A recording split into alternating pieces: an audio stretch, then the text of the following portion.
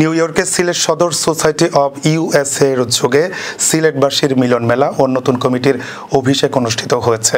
গত 28 September queen's প্যালেসে এই আয়োজন হয়।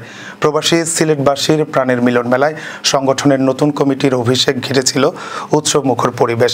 এ সময় শপথ পাঠের মাধ্যমে অভিষিক্ত হন সভাপতি মিনহাজ আহমদ চৌধুরী ও সাধারণ সম্পাদক সাইফর আর খান হারুন সহ নবগঠিত কমিটির 19 জন সদস্য।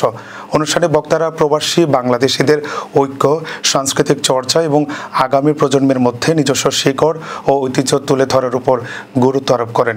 মিলন মেলায় বাংলাদেশ সোসাইটির সভাপতি আতর রহমান সেলিম, অ্যাটর্নি মঈন চৌধুরী সহ নিউ ইয়র্কের বিশিষ্ট কমিউনিটি নেতা, রাজনৈতিক ও সামাজিক সংগঠনের প্রতিনিধিরা উপস্থিত ছিলেন। সাংস্কৃতিক পর্বে প্রবাসী শিল্পীরা সঙ্গীত ও নৃত্য পরিবেশন করেন। নতুন কমিটির নেতৃবৃন্দ সোসাইটিকে এগিয়ে নিতে অঙ্গীকার ব্যক্ত করেন।